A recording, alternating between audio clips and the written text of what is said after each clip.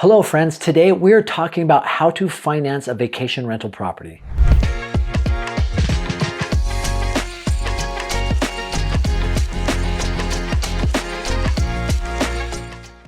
Let's say that you found the vacation rental property of your dreams, but you don't know how to finance the deal. Well, you're not alone. And by the end of this video, I will show you how to finance your next vacation rental property. And I'll even give you a few pointers that have come in handy for me for some of the deals I've financed. One of the reasons real estate is such an amazing way to build wealth is through leverage, or in other words, financing the deal. But for most, financing is probably the least exciting part about acquiring properties. Usually it's the least exciting experience in any type of real estate that you do, let alone vacation rentals. But it's an absolutely necessary step when acquiring vacation rental properties. So today I want to break this down for you by first going over the different types of financing that is out there. Second, I want to go over what items you're going to need to finance your vacation rental property. And finally, I want to share with you a few ideas that might make the financing process a bit more sweeter. If you're ready, let's go.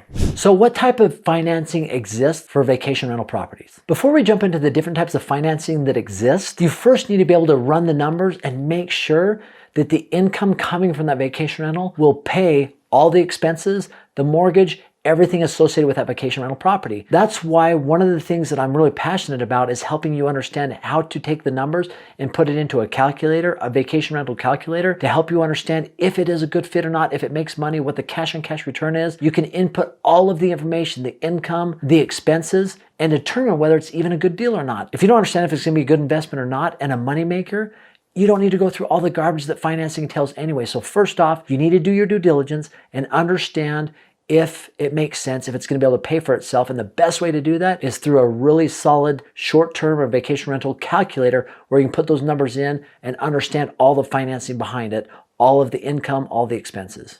So first off, the number one way to finance a vacation rental property is traditional financing. Now, most banks will look at this as an investment property and will require 20 to 30% down on the property. So if you're looking to buy a property for $500,000, you're going to need to put $100,000 to $150,000 down on this property just to get the financing started. And think about it, most banks, that's always a battle, right? They want as much collateral as possible. They want as much equity as possible. They want as much flesh from you as possible in order to finance the property. So they're always going to be begging, wanting more money down. And you as an investor, because you understand leverage, are going to want to put less money down. So that's always the battle between you and the banks. But even with traditional financing, there are a few hacks or things that can work really well. One of the loans I love when it comes to buying a vacation rental is the second home loan, right? So if you don't have any other homes on your credit report besides your primary residence, you can get a second home loan that requires only 10% down. I've done that with two of the properties that I own. One I got in my name and I brought a partner in on the second one and he got it in his name, both of them 10% down. The fact we put 10% down allowed us to have such an amazing cash on cash return. Both of those properties yield more than 30% cash on cash return, which I'll dive into a little bit shortly and why that's so important. But that is a loan program that is available for second home loans. So what do you need for these loans, right? Well, it's a traditional bank loan, so you're going to need everything. You're going to need W-2. You're going to have proof of income, and that's going to come through W-2 income. It's going to come through business tax returns if you run your own business, and tax returns. The bank has to be able to look at you as an individual, as a borrower, and say, listen, this person, regardless of the property, can make this payment because they have the income in order to make the payment that's required on the mortgage of this property, right? So you're going to have to do everything, a credit check, all things applicable for getting a traditional bank loan. Another interesting loan for rental income producing properties is what's called a DSCR loan. That is a debt service coverage ratio loan. And it's available for only properties that produce income. And I've talked about this in other episodes, but let's do another deep dive into this to help you understand exactly what this is and what you need to be able to get this loan. One of the nice things about this is that it's not using your income to service the debt, but the income from the property, which is how it should be in the first place, right? I mean, it's an income producing property. That's why you're buying it. And so the income should be able to service the loan from the bank. And that's why these loans are so amazing. And the nice thing about it, you don't need income verification. So you don't need a W-2. You don't need tax returns. You don't need a personal financial statement. You need at least 12 months of rental history from that property to be able to show that the income can service the debt. Now, most times with these loans, another nice thing about it is you only need 15% down versus 20 to 30%. It's not 10%, but 15% is a great way to leverage and acquire vacation rental properties with DSCR loans. And especially if you're self-employed and many years your business, you have a bunch of things written off that lower your taxable income, so you're not showing a ton of income coming into you and your business. It's another great way for those that are self-employed to be able to get a loan and leverage a piece of property with only 15% down, especially when you're trying to offset some of the income as a business owner. Now, here's one cool thing about DSCR loans. The only expenses they take into account for DSCR loans are this: property taxes, property insurance, and if applicable, HOA dues. So even if you're planning for more expenses such as repairs, maintenance, utilities, it is not considered by your DSCR lender, which is pretty amazing. So what is needed for a DSCR loan? Well, you got to fill out an application, you need a credit app, and at least the last 12 months of rental history, as I mentioned. You're going to need bank statements, insurance, and corporate documents, LLC documents. So obviously not much, and that's why DSCR loans have become so popular. And they've also become a very successful loan product because it's not so burdensome to get the documents required with responsible and reasonable underwriting processes. They use more common sense and only require what is necessary in order to get the loan. It is a great alternative to start your vacation rental business and to purchase your first vacation rental property.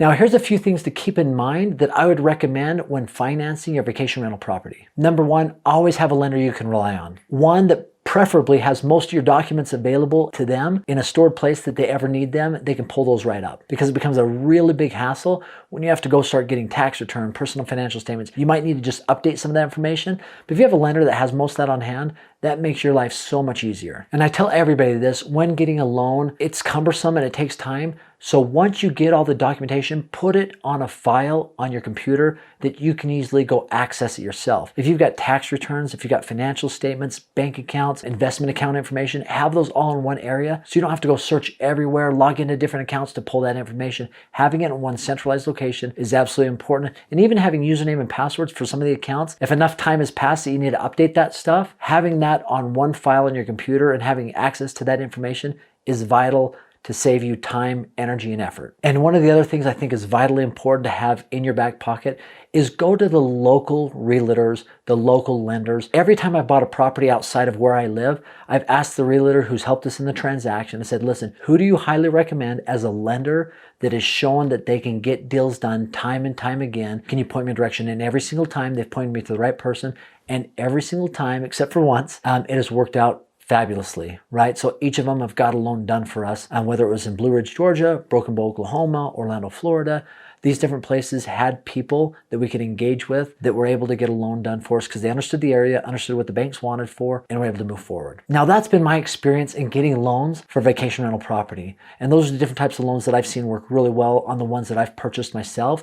And a few hacks I think that are really vital to have in your back pocket when acquiring a property and getting loans. I'd love to hear your feedback. What have you done? Are there any other types of loans out there that you've seen that work really well?